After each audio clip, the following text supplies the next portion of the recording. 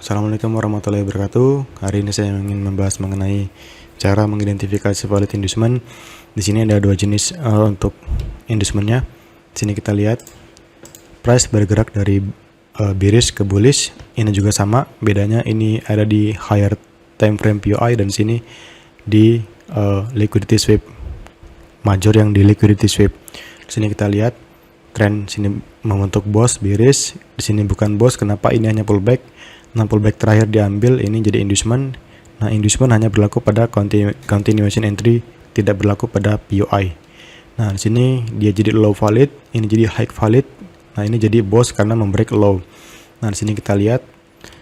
Nah, di sini ada pullback ya. Di sini high validnya ya. Nah, tapi di sini karena dia menyentuh higher time frame POI, maka pullback yang ini bisa kita sebut dengan choke atau change of character, tidak perlu membreak yang high di sini.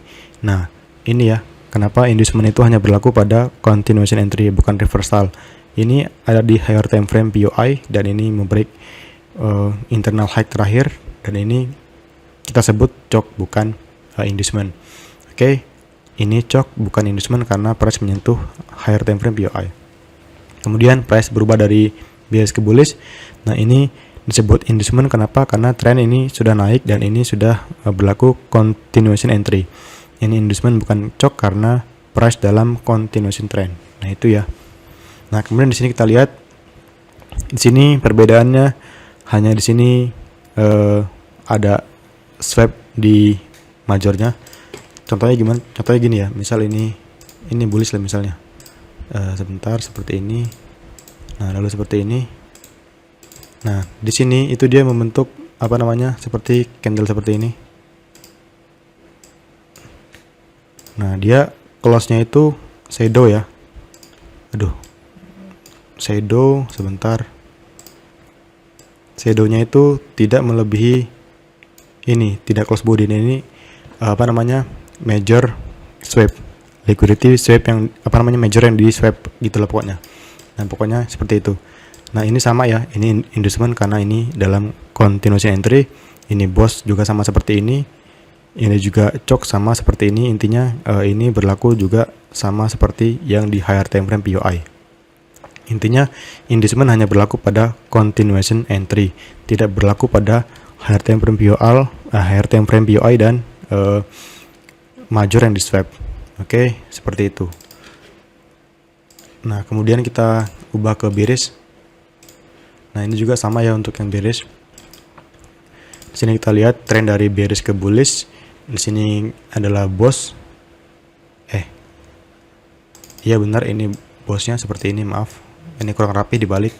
Nah, ini boss, ini inducement. Kenapa ini inducement? Karena ini pullback terakhir yang diambil dalam continuation trend bullish. Nah, ini tidak menyentuh higher time frame POI.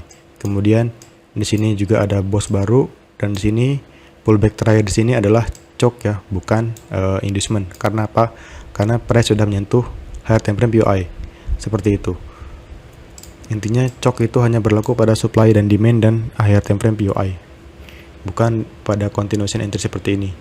Ini adalah inducement. Tapi kalau misalnya ini bukan di higher time frame POI, nah ini masih inducement. Tapi karena menyentuh higher time frame POI, maka ini disebut choke seperti itu. Nah, ini disebut juga dengan inducement karena sudah berubah menjadi bearish. Trend dalam continuation bearish seperti itu. Ini boss yang valid. Nah, seperti itu ya.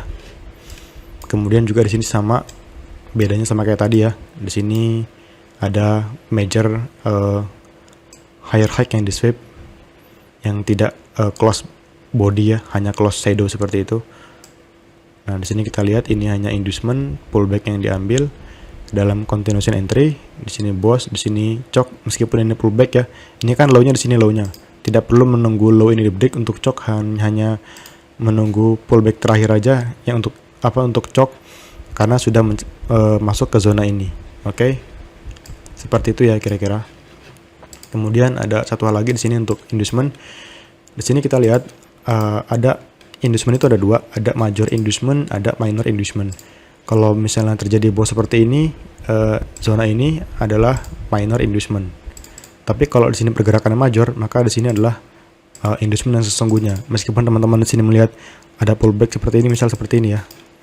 Sebentar. seperti ini misalnya, seperti ini, lalu seperti ini. Nah, sebentar. Nah, kalau teman-teman melihat ini ada seperti ini, nah ini, nah maka pullbacknya itu yang ini ya, inducement itu yang ini ya, yang major ini, yang paling besar pergerakannya. Meskipun ini juga inducement, pullback yang terakhir, maka ini adalah inducementnya yang di sini. Sama seperti ini nih, ini inducementnya. Nah, ini inducementnya. Kalau misalnya dia seperti ini, pergerakan kecil semua, maka ini inducementnya. Tapi kalau pergerakan di sini ada yang besar, maka ini adalah inducementnya. Nanti ada contohnya ya. Oke, seperti itu ya untuk inducement konsepnya. Nah, kemudian contohnya seperti ini. Kita lihat di sini XUSD sekarang tren masih bearish. Kita lihat di sini. Ini ada pullback. Ketika ini pullback, ini pullback, ini pullback. Aduh. Pullback. Nah, ini semuanya kecil ya. Dan sini sudah diambil, kemudian turun. Nah, ini inducementnya. Nah, kemudian ada lagi di sini 1, 2. Ini juga ini bukan pullback ya, bukan. Ini di sini, aduh maaf. Nah, ini di sini kita lihat ada minor juga di sini. Nah, ini adalah minor inducementnya di sini ya. Di sini majornya, jadi kita mengambil inducement bukan yang di sini, tapi yang di sini, yang majornya. Kemudian di sini kita lihat ini price bergerak dari high dan low, ini berarti masih internal structure. Kalau kita lihat di sini pullbacknya seperti ini, pullback ini kecil ya, minor. Terus ini pullback tertinggi di sini, lalu turun di sini, Nah, ini minor, ini minor, ini minor. Nah, ini saya lihat sini hanya kecil pullbacknya. Harusnya ini ya inducementnya, tapi kan minor inducement. Sini major inducement, jadi kita pilih yang ini inducementnya. Nah, kita sell sini kemarin waktu itu ada plan sell sini, tapi tidak dapat sellnya. Nah, seperti itu ya. Nah, ini sebenarnya minor, ini sebenarnya inducementnya masih yang ini sebenarnya. Bukan yang di sini inducementnya. Jadi masih ada peluang untuk naik untuk XUSD. Nah, seperti itu ya konsep inducementnya. Semoga teman-teman semua paham. Oke, saya akhiri. Assalamualaikum warahmatullahi wabarakatuh.